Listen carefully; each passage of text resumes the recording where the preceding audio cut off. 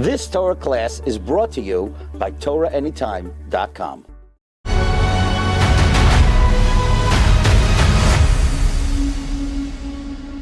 A Torah Anytime original series.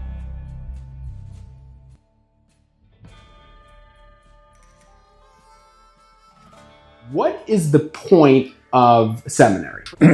Ladies and gentlemen, this is a Menachem Nissel pet peeve. So it happens to be a very good question, which I get from many, many distraught fathers who are about to spend half of their fortune on sending their daughters to seminary for a year. And I literally got mad last week at one of my Talmidim who said, why can't I keep my daughter in America? Why can't I send her to England? I was there when Rebbe Tema Kamenetsky told her, you don't need to go to seminary. And she didn't. Finding out different parts of their personality that can only be brought out by having roommates from foreign countries and teachers that are saying things that are like they're struggling with, and having those late night DMCs till 3 a.m. with their friends. And that is what changes them. You see, their homes 5 years later, 10 years later is different from the ones that did not go. It is definitely stronger, definitely more Torah authentic. I will literally beg them, don't go, well, my friends are going there and it's going to be so cool. No, stop and think, what is authentically best for you? And very, very often, the answer to what's going to be best for you is to go not where your friends are going. Do you think that some seminaries are promoting extremism? They're sort of slaving away with a lot of Mesiras Nefesh just to be Yotzei, their mechaneches who was a little bit extreme, who lived in Yerushalayim, didn't know the intricacies of America well. My definition of Kollel is a finishing school for Zvulons. That there's a ton of burnout with the young men. People burn out by the time they're 30. It's very clear that the ones that did time, that learned in Kollel in their mid-20s, their chances of learning in their 30s and 40s and 50s is much higher. Volba used to say, I don't understand how Avrechim are learning over the age of 30 when there's so much that they can do in Kiruv and Chinuch and Rabbanos. You have 350 girls, you're charging, what, $35,000, $30,000? That's like more than $10 million. Where does the money go? I'm going to get into trouble now. No one who works for the seminaries is becoming rich. I know him as a person. The person is only interested in chinuch, only interested in what's best for his students, and he just makes sure that he has, he lives modestly in the same apartment he has for the last 40 years. I just honestly know that these are really good people. And I'm not saying this because I want to keep my jobs. They're really good people. Seminaries, you're going to say, hey, would you like to spend your hard-earned money to help a girl spend a year in Israel? Not happening. If you could say one thing to a girl who's about to get on the plane and try to get the best out of her year, what would you tell that girl? What would you say is your biggest pet peeve when it comes to shidduchim? I really want to get these ideas out there. Shidduchim, I'm very passionate about it because I'm the one that listens to all the pain. My pet peeve is that people should stop believing there's a God in this world. Oh my gosh, did he just say that? Yeah, I just said that. But they always forget that the original hishtadlus for shidduchim was Yitzchak davening mincha. The Ikar hishtadlus for shidduchim is tefillah.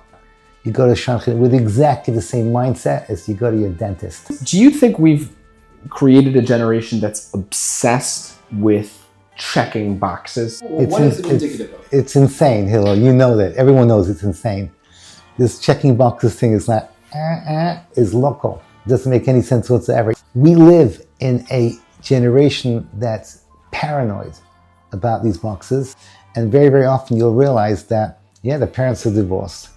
But this guy is a pitzutz, like we say in Israel, is an incredible guy. Sicknesses that Mishpacha magazine, every week in Family First, you find out new things that people have that you never knew about. Now let's say you have a girl who, she's 23, she's been in shidduchim since she was 18, and she's only gone on one date. What should she do? She's stuck.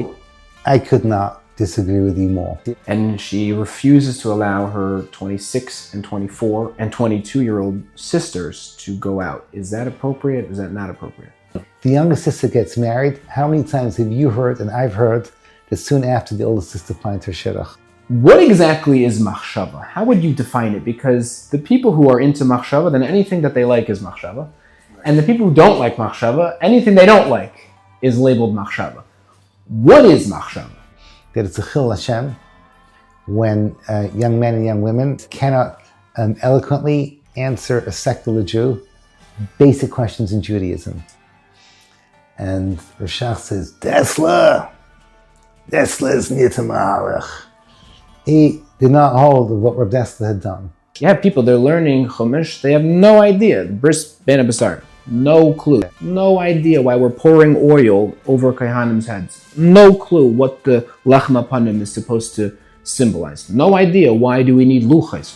Why do I need luchos? Why do I need a Seres HaDibros? Why do those Seres HaDibros get in and not other things? With no interest. Yeah, it drives me nuts that my students in the Bay, they know the 10 spheros before they know the 12 tribes.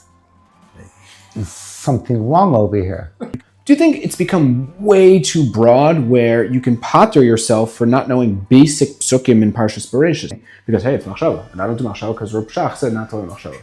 Do you think that's horrible? That Yom Kippur is the most boring, most tedious day in your life if you don't understand what you're doing. Somewhere in your 20s, you find that you need more. 10% of your time should be Machshava, 90% should be on Gemara, Rashi, Tosfos, and Halacha. Moshe Shapiro, the essence of who he was a Talmud of two people. There's a Brisker Rav and Reb Desla. It said every day there are trainloads of Jewish neshamas going to Auschwitz. And Reb Moshe tried to transmit that passion to all his Talmidim to take care about the klal. He would send everybody out as much as he could. The moment that they're ready, he would send them out. He even warned me that terrible things would happen if I left. And they did. I was hoping that Simchas Torah 2 years ago would cause people to think and to change, and the Kiruv movement should have a new flowering. I'm not seeing it. I'm not seeing it at all. But it's a number game, because every person that they get, there's another 1,000 that they don't get. The fact is, I taught a few days ago in the Bay Yerushalayim, but the numbers, and I'm not blaming the Bay, and I'm not blaming the Makarvim, it's pathetic. It's minuscule. The whole revolution that happened in Eretz Yisrael after Simchas Torah, at the end of the day, it was there, but it was still minuscule compared to what was left over. The amount of money and resources and time and emotional energy put on fighting anti-Semitism, and every congressman who put some tweet, some email that had a little bit of anti-Semitism in it was attacked and it was fought. And looking back, it seems like so many resources were put into this PR battle. Maybe some of those funds or resources could have been diverted towards actual kiruv. Do you feel as though that could have changed things? Hill, I'm so glad you asked me this because I want the whole world to know this. I think it's a catastrophe about how the word anti-Semitism is being spun and being explained. 2 hours ago, I was in someone's home, and they explained to me, oh, Candace Owens, the reason why she became such a deep anti-Semite is because she married this type of Christian, and she got this kind of, old-fashioned Christian theology where Jews are the devil, etc., etc., etc. Zakol shtiyot. Zaloli inyan bichlal. This has got nothing to do with what's really happening. That the IDF, when HaKadosh Baruch Hu, say no, they're useless. When I say yes, they will do miracles that no one else can ever explain. My frum friends have to go explain there's a right-wing phenomenon, there's a left-wing phenomenon. There is a HaKadosh Baruch Hu phenomenon telling Klal Yisrael, wake up. Oh, Menachem Nissel, you're a hypocrite. No, I'm not a hypocrite. Is Hamas the problem and the IDF is the solution, or is Hamas the punishment and Klal Yisrael is the problem? The curtain is coming down in Jewish history, and Rabbi Moshe Shapiro, if he was alive today, would say to us, what are you doing to bring in our brothers and sisters so when the curtain comes down, they'll be on the right side?